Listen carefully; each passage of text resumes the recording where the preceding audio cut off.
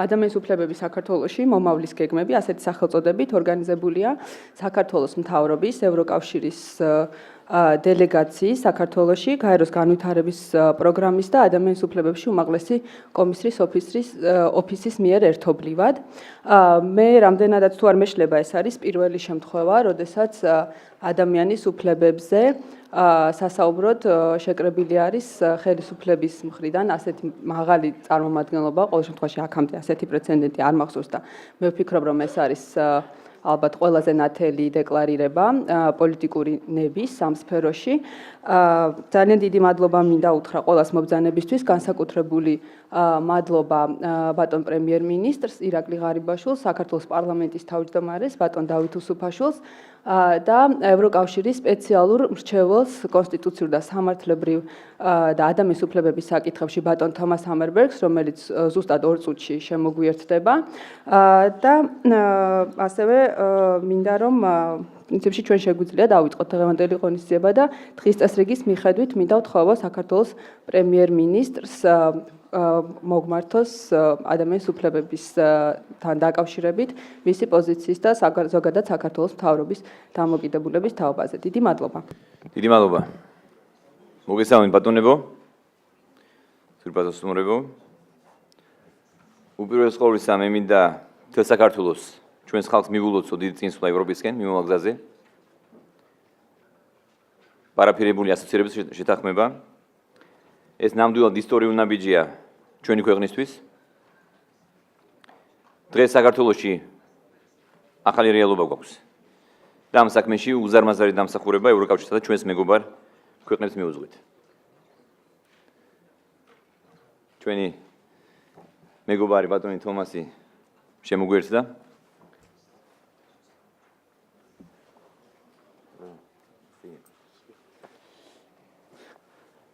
ალბათ სიმბოლურია, რომ დღევანდელი ღონისძიება პირველი საჯარო შეხვედრა ახალი მთავრობის დამტკიცების შემდეგ და მნიშვნელოვანია, რომ იგი მთავრობის სამომავლო გეგმებს ეხება სწორედ ადამიანის უფლებების დაცვის თვალსაზრისით. ასევე სიმბოლურია, რომ და ხაზს უსვამს საქართველოს პოლიტიკურ მისწრაფებებს ის, რომ საქართველოს პრეზიდენტის პირველი ოფიციალური ვიზიტი ვილნიუსში გაიმართა. სადაც უმნიშვნელოვანესი შეთანხმება გაფორმდა საქართველოსა და ევროკავშირის შორის. მეგობრებო, დღეს განსაკუთრებით მინდა აღვნიშნო ახალი ხელისუფლებისთვის გაწეული დახმარება, რომელიც ჩვენმა მეგობარმა აღმოგვიჩინა ამ ერთ წლის განმავლობაში. საქართველოს სრულიად უცხო და მძიმე კოჰაბიტაციის ვითარებაში. სწორედ ამიტომ პირველ რიგში საქართველოს მთავრობის სახელით მე მინდა დიდი მადლობა გადავუხადო ევროკავშირს, საქართველოში მის წარმომადგენლობას და განსაკუთრებით ბატონ თომას ჰამერბერგს. აგრეთვე გაეროსა და ყველა სხვა საერთაშორისო ორგანიზაციას, რომლებსაც თავიანთი წვლილი შეაქვთ საქართველოს ევროინტეგრაციის, ჩვენს ქვეყანაში ადამიანის უფლებების დაცვის, გაუმჯობესების და დემოკრატიული პროცესების გამყარების საქმეში. ჩვენს ხელისუფლებას ადამიანის უფლებების დაცვის კუთხით საკმაოდ მძიმე მემკვიდრეობა ერგო მოგეხსენებათ. სწორედ წინა ხელისუფლებამ თავის პრიორიტეტად დაისახა ქვეყნის მოდერნიზაცია, რომელმაც ბევრი რამ შეიწირა. მაგრამ ყველაზე მეტად სწორედ ადამიანის უფლებები შეიწირა. სოფლიო შეძრა პატიმრების წამების კადრებმა და ეს იყო დანაშაული, რომელიც თავად წინა ხელისუფლებამ სისტემურ ჩავარდნად აღიარა. განსაკუთრებულ სტატისტიკით ხდებოდა საკუთრების წართმევა. მიმდინარეობდა ადამიანების პირადი ცხოვრების ტოტალური კონტროლი. ხელისუფლება მთლიანად აკონტროლებდა ნაციონალურ მაუწყებლებს. არჩევნების დროს, როგორც წესი, ხელისუფლების წარმომადგენლები ძალადობდნენ და აშენებდნენ მოსახლეობას. სასამართლო იღებდა პოლიტიკურად მოტივირებულ გადაწყვეტილებებს. ქვეყანაში იყო უმძიმესი სოციალური ვითარება, რომელთან გამკლავებაც დღესაც ყველაზე რთულ ამოცანად რჩება. ეს არის მოკლედ ის მძიმე სურათი და ვითარება, რომელიც ჩვენ დაახლოებით 1 წლის წინ დახვდა. აი ასეთი ქვეყანა გადმოვიბარეთ ჩვენ და ერთი ხელის მოსმით ამის გამოსწორება, რა თქმა უნდა, შეუძლებელი იყო. მიუხედავად ამისა, ჩვენ გაცილებით იმაზე მეტ პროგრესს მივახციეთ, ვიდრე ვინმე წარმოიდგენდა. ჩვენ ვართ ის ხელისუფლება, რომელმაც გაათავისუფლა სასამართლო. ჩვენ არ ვერევით სასამართლო პროცესებში და ყველაფერს ვაკეთებთ იმისათვის, რომ მოსამართლე რეალურად დამოუკიდებელი იყოს ნებისმიერი წნეხისგან. მედია საშუალებები თავისუფლად მუშაობენ. არ არსებობს არც ერთი მაუწყებელი, რომელიც მიმართად საზოგადოებას ჰქონდეს ეჭვი, რომ ის ხელისუფლების რუპორია. თლიანად ავკვეთეთ წამება და ადამიანური მოპყრობა ციხეებში, საკუთრება არის დაცული. უბრძგიდებით პირადი ცხოვრების უფლებას და ამის დასტურია ის, რომ რამდენიმე თვის წინ უშუალოდ ჩემი ხელმძღვანელობით საჯაროდ იქნა განადგურებული 1000-ობით საჯარო პირის პირადი ცხოვრების ამსახველი აუდიო და ვიდეო ჩანაწერები. რომლებიც პოლიტიკოსების, ჟურნალისტების, სხვა ადამიანების დაშინებას ემსახურებოდა. დღეს თამამად შეგვიძლია ვთქვათ, რომ ადამიანებს აღარ ეშინიათ საქართველოში. ჩვენი ხელისუფლება ძალას არ იშურებს, რათა დაამკვიდროს განცდა იმისა, რომ მთავრობა ანგარიშვალდებული და პასუხისმგებელი არის ხალხის წინაშე პირველ რიგში. სახელმწიფო პოლიტიკა გახდა სწორედ ადამიანზე ორიენტირებული. დაიწყო მასშტაბური რეფორმები ჯანდაცვის, სოციალური და განათლების სფეროებში. და ბოლოს ჩვენ ჩავატარეთ უპრეცედენტო დემოკრატიული არჩევნები, რომელსაც ძალიან მაღალი შეფასება მოჰყვა საერთაშორისო ორგანიზაციების, ჩვენი მეგობრებისა და პარტნიორების მხრიდან. ჩვენ უკვე გავიარეთ ერთი რთული და ნაყოფიერი წელი. ეს ნამდვილად იყო ჩვენს ქვეყანაში დემოკრატიის, გამყარებისა და ადამიანის უფლებების დაცვაზე ორიენტირებული წელი. და ამ ხნის განმავლობაში საქართველოს უდიდესი დახმარება გაუწია ბატონმა თომას ამერბერგმა. ევროკავშირის სპეციალურმა წარმომადგენელმა კონსტიტუციური და სამართლებრივი რეფორმებისა და ადამიანის უფლებების საკითხებში. ბატონი ამერბერგი ევროკავშირმა მოავლინა მმართველი კოალიციის ლიდერის ბატონი ბიძინა ივანიშვილის პირადი თხოვნით. იგი ერთი წლის განმავლობაში მუშაობდა საქართველოში და ადგილზე ეცნობოდა ვითარებას. ბატონმა ამერბერგმა სექტემბერში გამოაქვეყნა ვრცელი ანგარიში, რომელშიც სრულფასოვანად აღწერა თუ რა დინამიკით ვითარდებოდა საქართველოში ადამიანის უფლებების დაცვის კუთხით. რა პრობლემები იყო, რა გამოწვევები, რა სუსტი ადგილები, რა მდგომარეობა ახლა და რა გზა გვრჩება გასავლელი იმისათვის, რომ გავუთანაბრდეთ ევროპული სახელმწიფოების საუკეთესო სტანდარტებს. იმისათვის, რომ ეს გზა წარმატებით გავიაროთ. ჯერ კიდევ ბევრი შრომა გვჭირდება. მე მინდა დაგარწმუნდეთ, რომ ჩვენს გულს აქვს პოლიტიკური ნება, იმისათვის, რომ ეს ამოცანა რეალურად გადავჭრეთ. ჩვენი ამოცანა ევროპული სახელმწიფოს აშენება, რაც პირველ რიგში დემოკრატიის მაღალი ხარისხის დამკვიდრებასა და ადამიანის უფლებების სათანადო დაცვას გულისხმობს. ჩვენ მივისწრაფვით ევროპისაკენ არა მარტო იმის გამო, რომ თავისუფალი ვაჭრობა ან ვიზო რეჟიმი გვიზიდავს. არამედ პირველ რიგში იმიტომ, რომ ევროპისთვის მთავარი ღირებულება ადამიანი. აღარაფერს ვამბობ იმ საერთო ღირებულებებზე, რომლებიც ოდითგანვე გვაკავშირებს ევროპასთან. ჩვენ უნდა გავაძლიეროთ და გავაგრძელოთ დემოკრატიული ინსტიტუტების მშენებლობის რთული პროცესი, უნდა ჩავატაროთ რეფორმები და ამ რეფორმებმა შეუქცევადმა გახადოს სასამართლოს დამოუკიდებლობა. მედიის თავისუფლება და მის სარედაქციო პოლიტიკის შეუერთება. არჩევნების სამართლიან გარემოში ჩატარება. ჩვენი მოქალაქეების ღირსეულ სოციალურ პირობებში ცხოვრება. და რაც ყველაზე მნიშვნელოვანია, უნდა დაამკვიდროს ხელისუფლების გამჭვირვალე მუშაობა და რეალური ანგარიშვალდებულება ხალხის წინაშე. ჩვენი მთავრობის მთავარი პრიორიტეტი არის დემოკრატიული ინსტიტუტების ძირეული მოდერნიზაცია და რეალურად გამჭვირვალე სახელმწიფო სტრუქტურის შექმნა. ეს რა თქმა უნდა არ გულისხმობს სახელმწიფო შენობების ფასადურ გამჭვირვალობას, სადაც უმძიმეს დანაშაულები გეგმებოდა და ხორციელდებოდა სამწუხაროდ. ეს გულისხმობს საქართველოს თითოეული მოქალაქის უფლებებისა და ინტერესების დაცვას. განურჩევად მისი რელიგიური, ეთნიკური, სექსუალური კუთვნილებისა. სწორედ ამ მიზნით საქართველოს მთავრობის ინიციატივით იქმნება ადამიანის უფლებათა დაცვის სტრატეგია და სამოქმედო გეგმა, რომელშიც დეტალურად გაიწერება თუ რა ნაბიჯებს დგამს სახელმწიფო ამ მიზნის მისაღწევად და რა ვადებში მოხდება აღნიშნული ღონისძიებების განხორციელება. თავად ამ გეგმის შედგენის პროცესიც იქნება გამჭვირვალე და დემოკრატიული. ჩვენ ამას ვაკეთებთ უცხოელ მეგობრებთან და სამოქალაქო საზოგადოებასთან ერთად.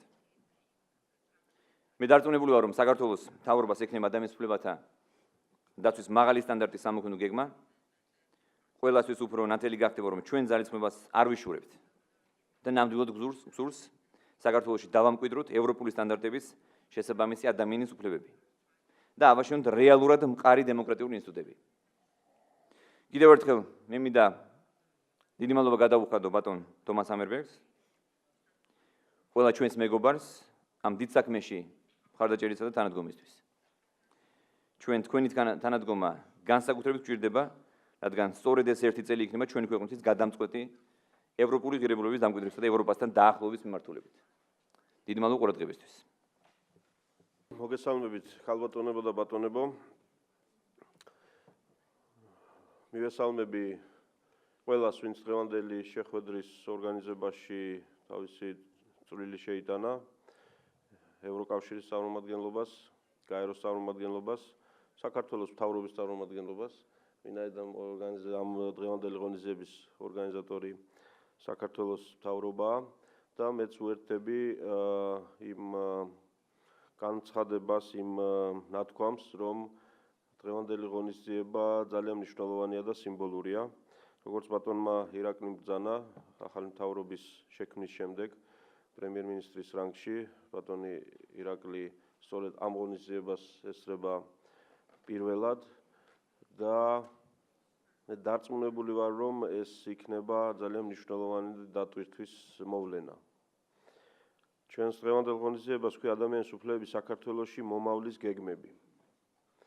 და ბუნებრივია ჩვენ მომავალზე ვფიქრობთ და მომავალში რა ასპირდება მთავრობა ადამიანის უფლებების სფეროში საკუთარ მოქალაქეებს და პარტნიორებს ევროპაში თუ ევროპის მიღმა, ესაა ერთ-ერთი ყველაზე მნიშვნელოვანი განაცხადი ჩვენი ქვეყნის და ჩვენი ახალი ხელისუფლების.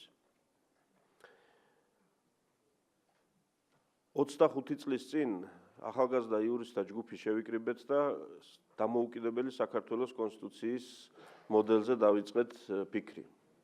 და მახსოვს მაშინ მქონდა ასეთი დამოკიდებულება. ყველას, ვინც დამოუკიდებელ საქართველოზე ვფიქრობდით, რომ კონსტიტუციაში ხო მოვალეობები უნდა ეწეროს მოქალაქის. და რაშუაში ადამიანის უფლებები, რომელსაც რაღაც ყური მოვკარით სადღაც ამოვიკითხეთ წიგნებში და თავისთავად კონცეფცია ვერ გავიგეთ და ვერ ჩავწვდით. იმიტომ რომ კონსტიტუცია მანამდე იყო ადამიანის მოვალეობების ჩამონათვალი და მოვალეობების ოცნებად ამსახველი მოვლენა. სამწუხაროდ 25 წელი გავიდა მას შემდეგ და ამ წლების განმავლობაში ჩვენ ისევ და ისევ ამ კონცეფციის ტყვეობაში ვრჩებოდით. და ადამიანის უფლებები რჩებოდა ხელისუფლებისთვის რაღაცეთ აუცილებელ ბოროტებად, რომელზეც საუბარი აუცილებელია, რომელზეც კონფერენციების ჩატარება აუცილებელია, რომელზეც ანგარიშების გაგზავნა ევროსაბჭოში და სხვა სტრუქტურებში აუცილებელია. მაგრამ სინამდვილეში, რეალურ ცხოვრებაში, ხელისუფლებები ცხოვრობდნენ სხვა პრიორიტეტებით. იმიტომ რომ იყო ასეთი განწყობა და განცდა, რომ ჯერ დამოუკიდებლობა და მერე დემოკრატია. სტაჟიან დამკვირვებლებს საქართველოს პოლიტიკური ცხოვრების გახსოვთ ეს ლოზუნგი 80-იან წლების, 90-იან წლების დასაწყისი. ჯერ დამოუკიდებლობა და მერე დემოკრატია. სალმე იყვან ამ ლოზუნგმა ის ხელისუფლება გვახსოვს კარგად. მერე მოვიდა სხვა ხელისუფლება, რომელმაც დასვა ამოცანად ჯერ ტერიტორიული მთლიანობის აღდგენა, ჯერ სახელმწიფოს ფორმირება და მერე ადამიანის უფლებები, მერე თვითმმართველობა, მერე ადამიანის დაცულობა და აღმოჩნდით იქ, სადაც აღმოჩნდით. ვარდების რევოლუციის შემდგომ მოსულმა ხელისუფლებამ ასევე განაცხადა, რომ ჯერ სახელმწიფო იყო შესაქმნელი და მოდერნიზაცია ნიშნავდა ძლიერი სახელმწიფოს შექმნას და მერე მოუბრუნდებოდით დემოკრატიას, ადამიანის უფლებებს და ძირითად თავისუფლებებს. რითი დასრულდა ეს ყველაფერი, ასევე ვნახეთ. ასე რომ ჩვენ დღევანდელი ახალი ხელისუფლების წარმომადგენლებს საკმარისზე მეტი საკუთარი მწარე გამოცდილება დაგვიგროვდა იმისთვის, რომ აღარ დაუშვათ მსგავსი შეცდომა. და რეალურად დავიჯეროთ, რეალურად გავიაზროთ და გავაცნობიეროთ, რომ არ არსებობს რამე სხვა, რის გამოც ადამიანის უფლებების და თავისუფლებების დაცვამ უნდა მოიცადოს. იმიტომ რომ ისევ და ისევ სახელმწიფო გამტკიცდეს, ეკონომიკა წინ წავიდეს, ტერიტორიულ მთლიანობას მოევლოს, სხვა პრობლემები მოგვარდეს უსაფრთხოების. და მოდი ამის შემდეგ დავუშვათ რეალური უფლებები, რეალური თავისუფლებები. მე დარწმუნებული ვარ, რომ ასეთ შეცდომას ჩვენ აღარ დავუშვებთ და გავიაზრებთ, რომ თუ ევროპისკენ მივდივართ, მაშინ დღევანდელი ევროპა ეს სწორედ ადამიანის უფლებებია. და თუ ევროპა არის ჩვენი ორიენტირი და მოგწონს ის, როგორც ევროპა ცხოვრობს, რაც ევროპაში ხდება, ცხოვრების დონიდან დაწყებული, ადამიანის უფლებების დაცვის მდგომარეობით დამთავრებული, ეს არის შედეგი ზუსტად იმისა, რაზეც ბატონი პრემიერ-მინისტრი ბრძანებდა, რომ ადამიანი არის ცენტრალური ღირებულება და შესაბამისად ადამიანის უფლებებით არის შეზღუდული ყველა ხელისუფლება, ყველა ხელისუფალი, ყველა დონის, ყველა შტოს, ყველა მიმართულების. მე მგონი დროა ეს ძალიან მარტივი ჭეშმარიტება ვაქციოთ რეალობად საქართველოში.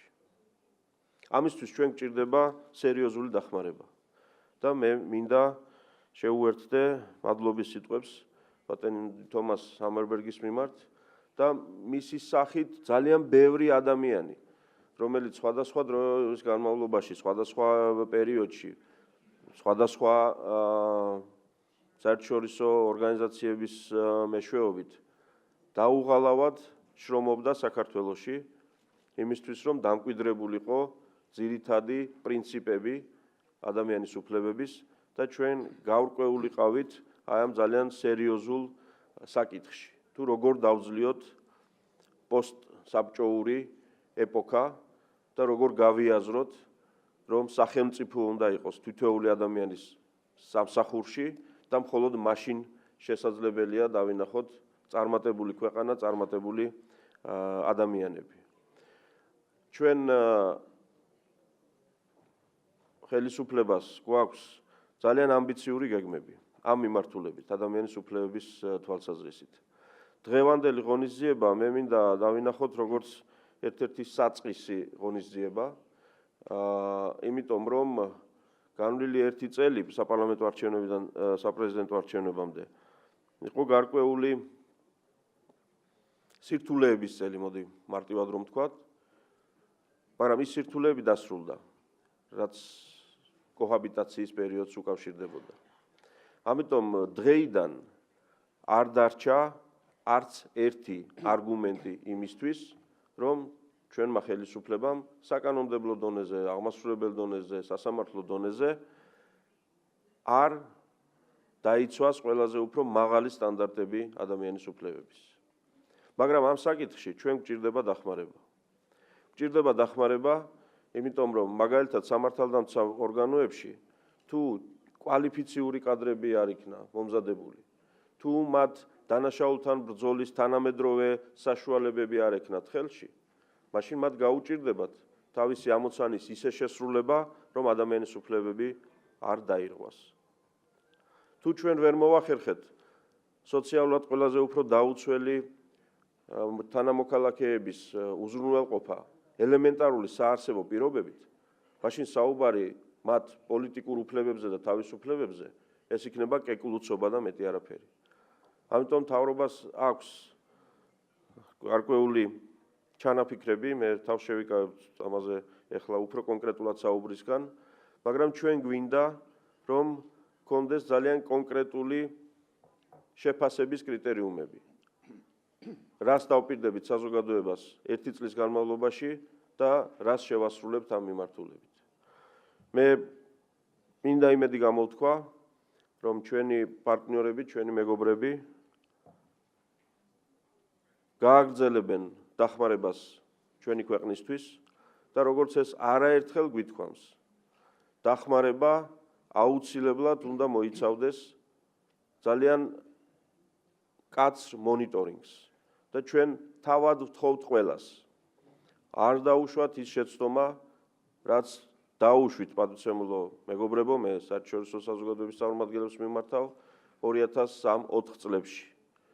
როდესაც არასწორად ჩათვალეთ, რომ საქართველოში დემოკრატიის მშენებლობა უკვე დაადგა სწორ გზას და აღარ იყო აუცილებელი სათანადო ყურადღების გამოჩენა, სათანადო რესურსების დახარჯვა იმ მიმართულებით, რომ მედია, არასამთავრობო ორგანიზაციები, სხვა ინსტიტუტები სათანადოდ განვითარებულიყვნენ. ჩვენ ეს დახმარება გვჭირდება ხელისუფლებასაც და არასამთავრობო წრეებსაც. ამიტომ ჩვენ მზად ვართ ამ მძიმე საქმისთვის და იმედი გვაქვს თქვენი დახმარების. დიდი მადლობა.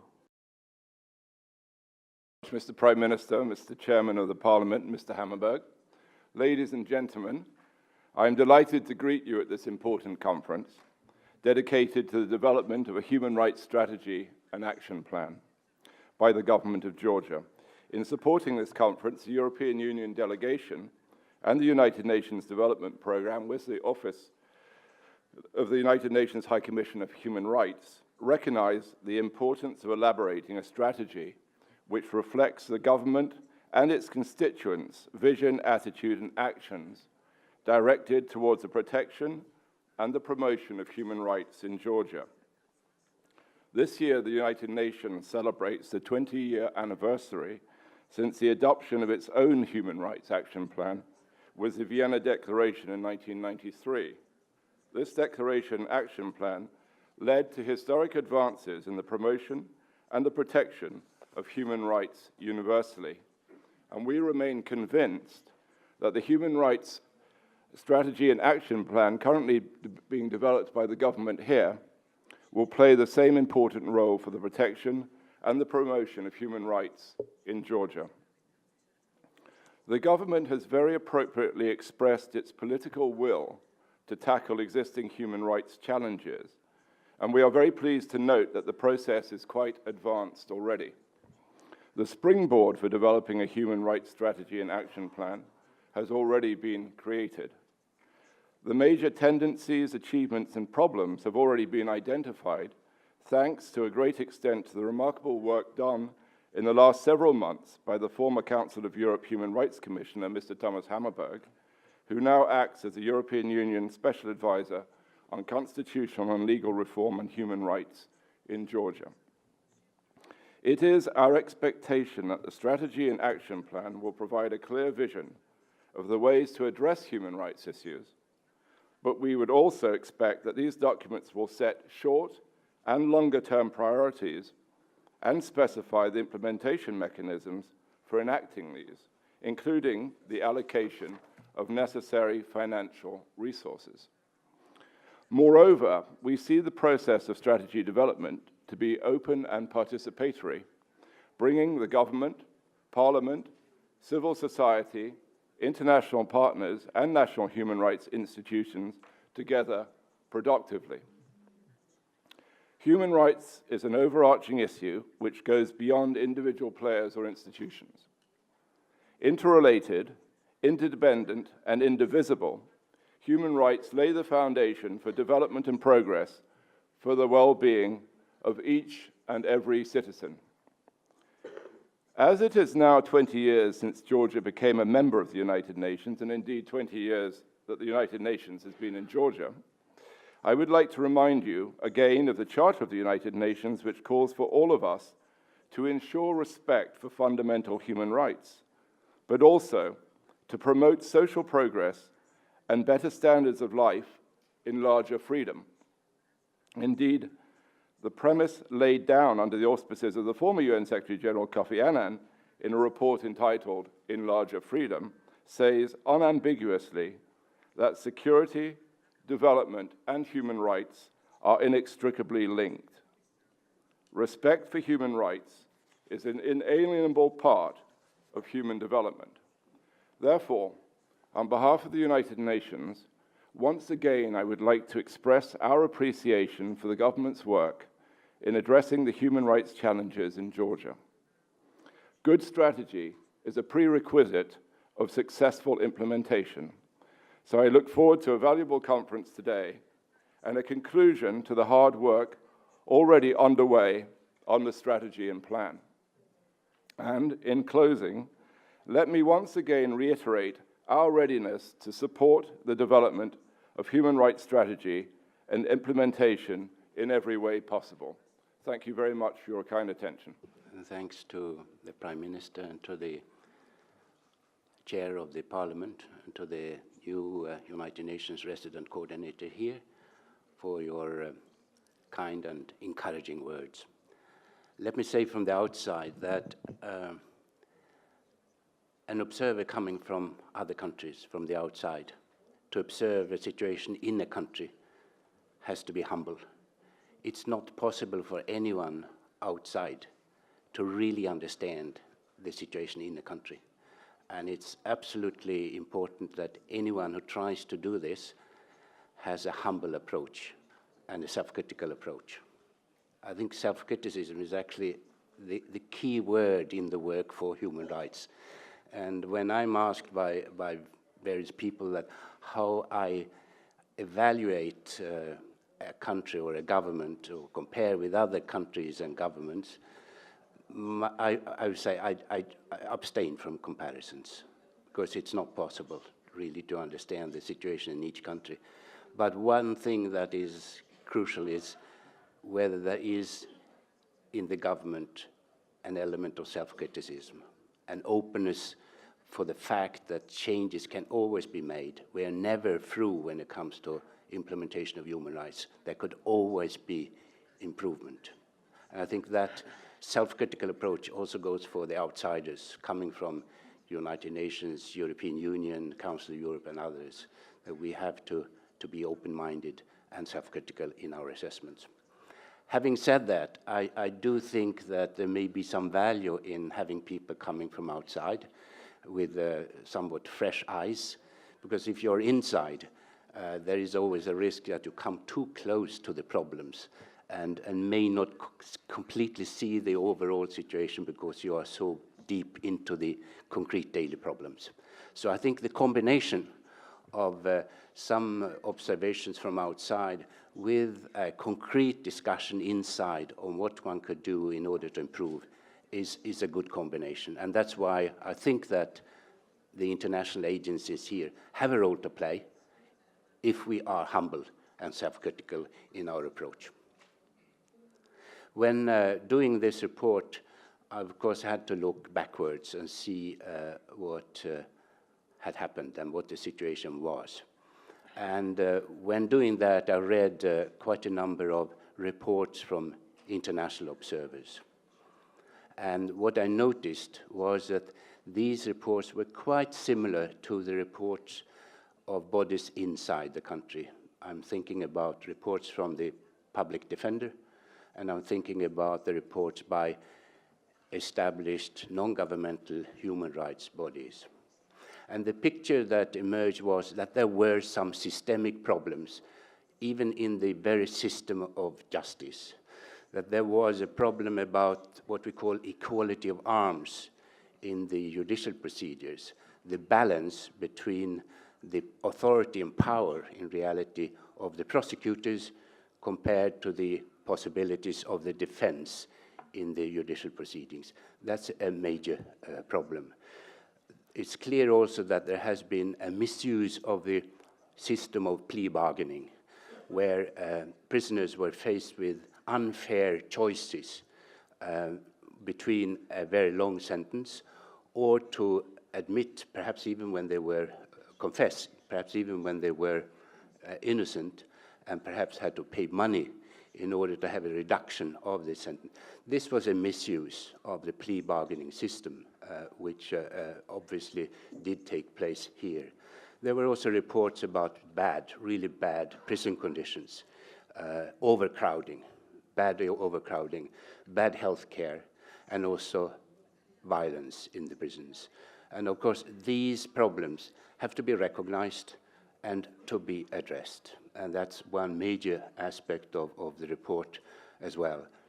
There were even some observations that the borderline between the dominating strong party in power and the state had been blurred. And one important principle when it comes to democracy is that there should be a very clear distinction between the role of the party and the authority of the party and the state itself, those representing the whole society. When I started this work, I was here before, of course, sometimes as a Commissioner for Human Rights in the Council of Europe. I was informed about a great number of complaints which had come in from the citizens to the prosecutor's office, to the public defender office, and also to the Human Rights Committee in the Parliament. And of course, this was a signal that something had to be addressed. And one of the key recommendations in the report, you will see, is that each such complaint having come in must be responded to. Those who take the trouble to write down their concerns, they have the right to have a clear individual response from the authorities in charge. And I think that is important also to underpin the respect for the system of justice in the country. People should feel that they are listened to. Also, it has come across that there has been a very extensive system of surveillance in the society. And the discovery in the Ministry of Interior that there were videos of private life situations and also conversations to a large extent is something that needs to be discussed. And I will come back to that issue. Also, when preparing the report, I tried to understand the more social situation. And as you know, human rights is not only about political and civil rights and the system of justice functioning, it is also a question of economic and social rights and the living conditions for everyone in society. And it was not difficult to see that there were problems there as well. The previous Prime Minister made a very positive gesture in the sense that he took part in a meeting organized by UNICEF in order to underline that there were problems when it comes to the rights of children.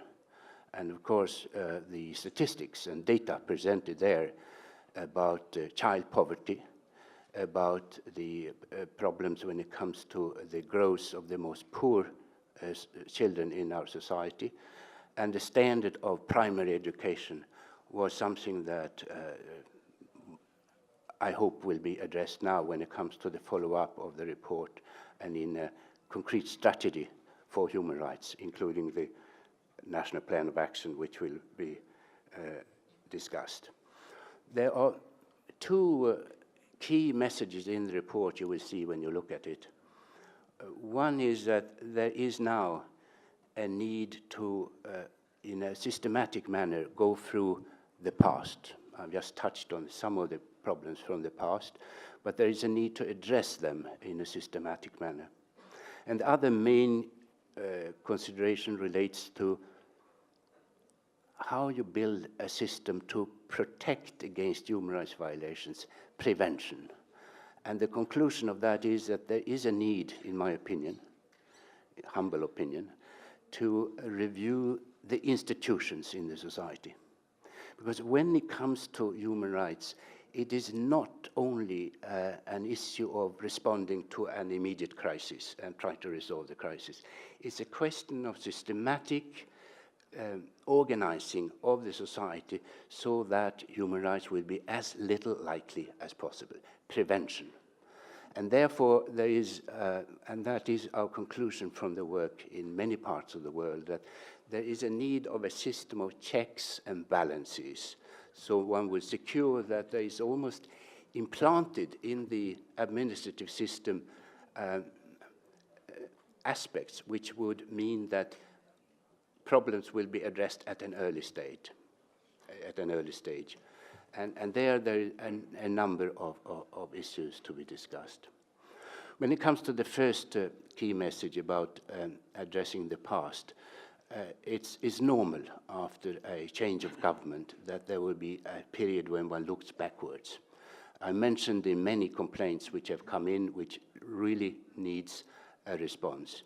But I think also that there is a need for a systemic approach, a policy on how to deal with issues which have come up in this discussion. And there have been problems here in the discussion. There has been a proposal about a commission backed by a law to look at what has been called the miscarriage of justice, and that discussion has not been completed. There has been a proposal about some kind of an amnesty which would protect the people who were involved in some wrongdoings, but at the same time could be seen as really just following orders and may not have been key actors when it comes to these wrongdoings. And there is a need to complete this discussion also to be able to move forward. There is, of course, a discussion with also international participation about the cases of people from the previous regime, office holders in the past, who have been charged. Some of them are in pretrial detention, others are charged but at liberty for the moment. It is absolutely crucial that these trials are conducted in a professional manner. And the quality of the charges there, of course, are very important. And you are aware that there will be an international monitoring of these trials. And this is another test on how the system of justice really works. And there should, of course, be a possibility for those charged to have their rights met in this situation.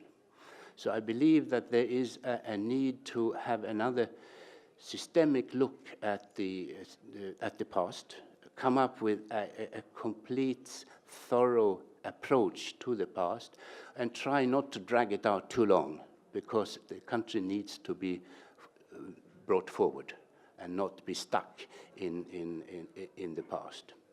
When it comes to institution buildings, of course, a major aspect is the functioning of the system of justice. There have been a lot of discussions so far. There has been a review of the High Council of Justice. There have been elections to the non-judge posts within the system, in the council. There are 2 vacancies still, which of course should be filled as soon as possible. And the idea, of course, is to guarantee, to ensure that the independence of the justice system there, the court system, will be respected, and there should be hands-off approach from the political authorities in order to facilitate for the justice system to be absolutely independent. But it also requires a response from the High Council and from the judges themselves, that they are prepared to take that role of being competent and absolutely independent. And one of the messages which have come through from advisors from outside, including one advisor from the European Union, is that it's important that there will be a sense of individual responsibility for the individual judge. All the judges should take their own responsibility in the system and when they perform in the individual cases. That's important. There are some further discussions to be held here. There will be a need of some legal adjustments also in order to secure those principles. I am hopeful that actually the process going on now will lead to positive results, and the previous Prime Minister demonstrated very clearly that he wanted the political authorities to respect the integrity and independence of the judiciary, and that's of course positive. You have a strong office of a public defender here with quite a lot of resources, which is very positive. Now there are some changes being made which will influence the public defender's office. For instance, there will be a law on anti-discrimination in the country, and part of that legislation will be some kind of mechanisms to ensure that discrimination will not take place and to respond to problems. So there is a mechanism to be created there, and of course that mechanism will have to relate very closely to the public defender's office, so that invites for discussion. There's also within the office of the public defender a center for children's rights. I think one result of the discussions on children now, and with the cooperation and good advice from UNICEF, will be that there is a need to increase the resources for work for the rights of children, and that may also affect the situation of the public defender. There are other also institutions which come up for discussion. You have already decided on a data protection inspector, and this is a very crucial institution. In fact, many countries today in Europe have already such an office, and they have quite a lot of work to do, and not least inspired by the media reports on the surveillance activities going on and the problems when it comes to the new social media, when it comes to protecting the integrity of people. It's important that this new office will be well-resourced and that its independence will be fully respected. The report also proposes that there will be a look into how people can complain when they feel that officials in the law enforcement are behaving, police, for instance, but also prison guards and prosecutors. There is a need for a possibility and an opening for complaints when it comes to these officials. Usually these are protected by some kind of a screen of impunity, and that should not be allowed. The countries which have introduced an independent mechanism to receive and act upon complaints against those official holders, they have seen that the reputation and the credibility of the police forces, the prison guards and prosecutors, have in fact increased. So inviting and dealing seriously with complaints against such people is actually very positive for the improvement of the credibility and respect for instance, the police. And there is a beginning of a discussion on this issue, not least when our Prime Minister was Minister of Interior. And it's important that that continues, in my opinion. There was one important step taken by the Parliament in the adoption of a labor code, a new labor code. As you know, the International Labour Organization, ILO, had rather much criticism against Georgia when it comes to the rights of workers and the labor market situation when it comes to basic rights. This has now been addressed in the new labor code, but this needs to be followed up with institutional reforms. There is a need of an inspector on working conditions to whom people could turn if they are in grievance, and have a serious discussion about this. There is also in many countries an institution for mediation when it turns out that negotiations between employers and employees are difficult, that there is an atmosphere of conflict, that there will be an institution which will help in mediating problems. And in fact, this has, in those countries where it works, meant that you have had much less strikes and disruptions in the production, and therefore this institution has also helped when it comes to the economic financial matters. So that's another recommendation in the report, a serious consideration of that. Of course, with the new relationship to ILO, there will also be a need to activate the tripartite commission, this institution where employers, employees, and government representatives will have regular meetings to discuss common problems. And of course, that's strongly recommended. In most countries, Italy is famous for it, to have prosecutors who are particularly competent and trained in looking at the problems of the risk of corruption. I think also there is a need now in the current situation to have a look on the organization of the ministers themselves. What ministers are there, how they relate to one another, the role of the deputy ministers, and a number of other things needs to be discussed. We had discussion with the Prime Minister yesterday about this, and this is, of course, an interesting aspect. In the longer run, it's also important to ensure that you have a clear concept of civil service, so that there is a distinction between those in the government administration who are appointed on the basis of their political sympathies and loyalties, but that there should be a protection of the sort of, say, ordinary civil servants, who should be professional, of course, who should also be having a safety when it comes to tenure in their offices, and who should be loyal to whoever is in power. So there shouldn't be a total change in the civil service administration because there is another result in a coming election. And to develop this spirit of impartial professional civil service, also, if possible, on a local level, is something which is very central when it comes to building democracy. Of course, the report touches on, but doesn't go very deep into, the issue of decentralization of the administration. But even there is, of course, a need to ensure that basic democratic and human rights aspects are covered.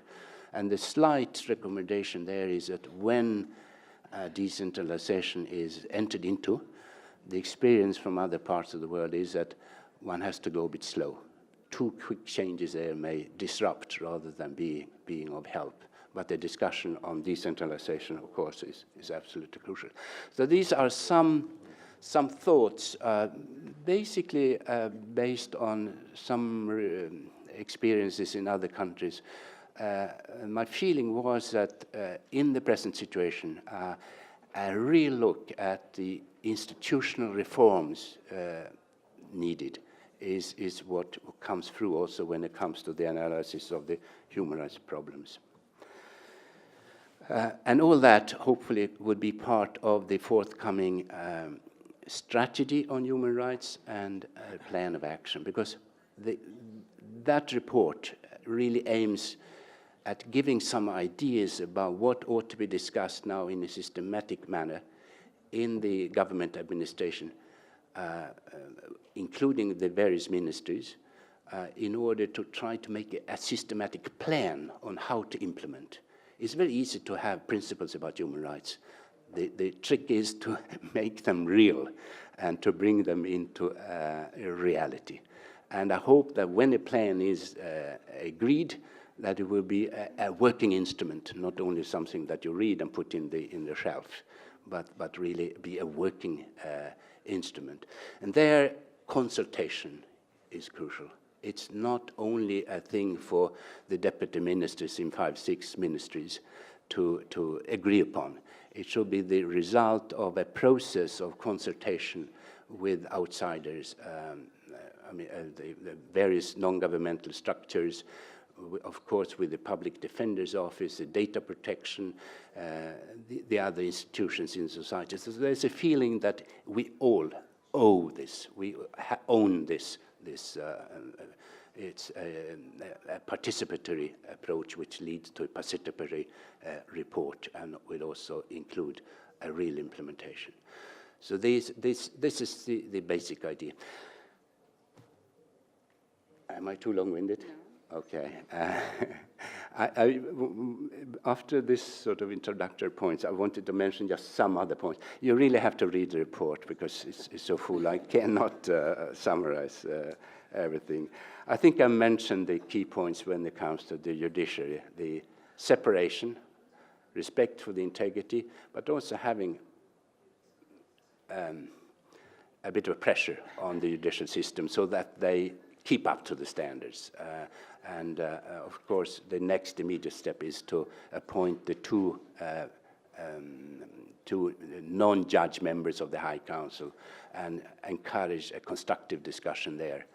The High Council of Justice will forever be an extremely important body in the system here.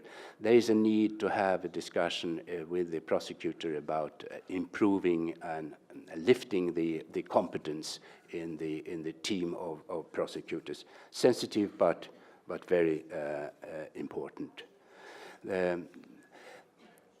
there has been a tendency also in Georgia, but in many countries, unfortunately, that pre-trial detention, so you detain people, to deprive the liberty of people before the guilt is proven in due process. And it's important to settle very clearly that you don't put people in detention if there aren't very strong reasons for it. And the only reasons acceptable when it comes to pre-trial detention is when it's clearly a risk that the suspect will abscond, disappear, go to another country or so. That may be one argument. Another argument is that if there's a risk that the person will destroy evidence or put pressure on witnesses not to witness against him or her, that would be another good argument. But to make pre-trial detention sort of automatic, like a routine, is not acceptable. So there is a need to clarify the approach there, of course. When it comes to the penitentiary, the prison system, there was a conference yesterday about the health, and clearly, from my perspective, there has been radical improvements when it comes to the situation in prisons. There may still now and then be a risk that we have this kind of gang rule situation with what is called here thieves in law, where some of the inmates take control over other inmates, and there may also be a risk of violence there.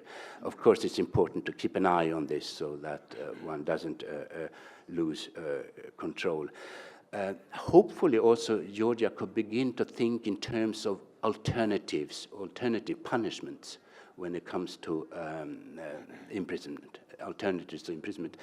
Frankly, this hasn't worked so well in quite a number of countries. There has been talk about it, but I think it's quite important to try a discussion on this because to put people in prison is usually not so productive, in fact, and it could be quite destructive.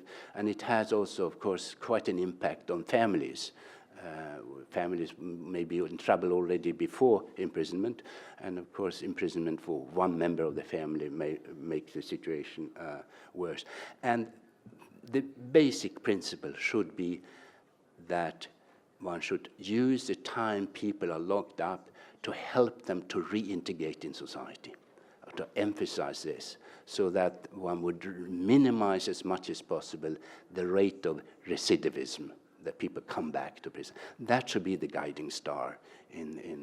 But I would like to say that I think there is considerable progress in the penitentiary system, and that's positive.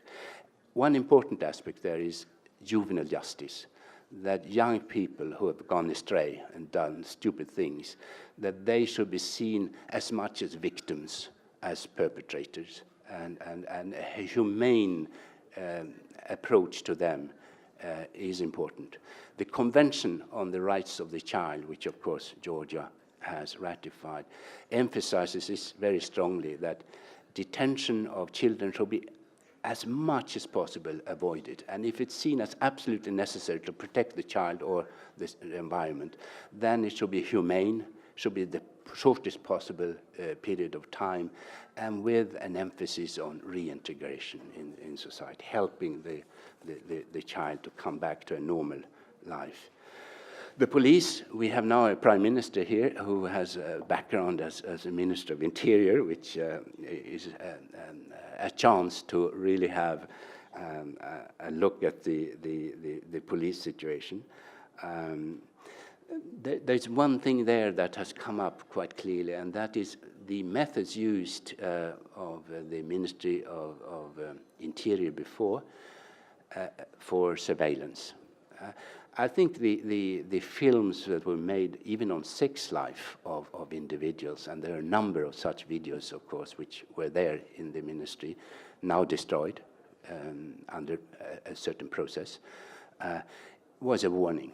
It is important that we don't have this kind of KGB methods applied in our society. So there is something that is very important to really ensure that such practices will never be possible in the future.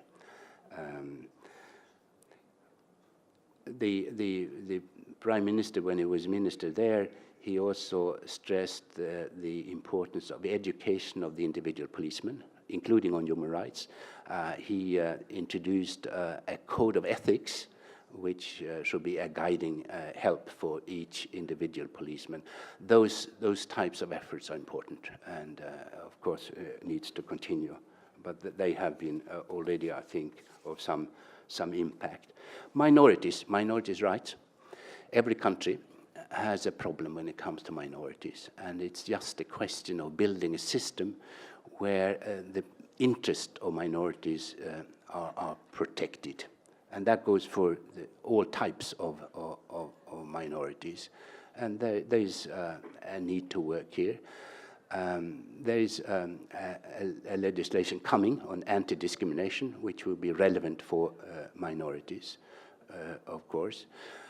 I think religious minorities is another aspect which needs to be monitored clearly. I think the issue which was under discussion recently about the minaret, which was taken down in one village, but now put back again, was an interesting discussion, and we have to learn from that.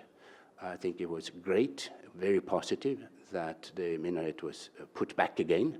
It was a clear message, the respect for the Muslim citizens in this country. And I think this was a bit of a watershed, which of course should be protected. Georgia has made a pledge to the Council of Europe when Georgia became member of the Council of Europe, relating to one minority which was pushed out of this country during the Stalinist period, the Mansketian Turks. And their undertaking was that they would be allowed to come back and to have a decent start when it comes to their return. There have been some work in this regard, yes, but my feeling is that more could be done on this one to complete the fulfillment of that pledge to the international community and, of course, primarily to that minority. There was an unfortunate event on the 17th of May when it comes to what we call the LGBT and the demonstration there and the counter-demonstration, which was, as you know, very massive. Lessons have to be learned from this and conclusions drawn. There is an unfortunate misunderstanding spread out here in this country, but also in many other countries, that homosexuality is a form of virus, that you will be infected and therefore you change your identity. This is not the case. We are different. People are born in different ways, and we have to respect that and respect that there are minorities and they have the same right to live and to have jobs and not be discriminated as everyone else. So here I think Georgia is faced with a bit of a challenge in order to make clear what it is all about, to avoid that misunderstandings are spread, prejudice is breeded, and that people who are absolutely innocent in most cases, that they are not being victimized in this situation. And difficult, I mean, really difficult. And there have been some good examples here. I mean, the change in Poland, for instance, on this very issue, it was remarkable because the homophobic tendency there was deep, but it has changed quite a lot in recent years. So that might be a good example on how one would deal with this very difficult issue. Women's rights, you cannot write about human rights without dealing with the situation of women. Georgia is fortunate to have very strong women in many situations. It's very strong. But there are, of course, problems. You have problems with the domestic violence, and children and women, not least, are the victims of domestic violence. It's an issue which is difficult to touch because some people feel, well, this is private, this is my family, and don't touch it. But it has been recognized as a human rights problem because of its systemic nature. And it's important that this is tackled in a good manner. A couple of other problems, of course, when it comes to salary level. We know that women tend to have a lower salary for similar jobs compared to men, and that, of course, not acceptable. And likewise, the political representation. I mean, the idea that is there now is that if you have in every political assembly at least 40% of one of the two genders, then you are okay. But if you have lower than 40%, there is an implicit problem here which ought to be discussed. Children, I mentioned children. I recommended further cooperation with the excellent office of the UNICEF here and addressing the kind of problems which came up at the conference in the late spring. We should not have child poverty. We should not accept the situation where some children are being brought up with less possibilities than other children. We should have an equal opportunity policy when it comes to children in our society, and that is also good investment for the future and for the economy of the country. Disabilities, depending on how you define a disability, we estimate that up to 8, 9, 10% of the population have disability. And of course, with the growing age of the society, you have more people who are in some sense disabled. There is a very interesting United Nations Convention from 2006 dealing with the rights of people with disabilities, and that includes also those with intellectual disabilities and mental health problems.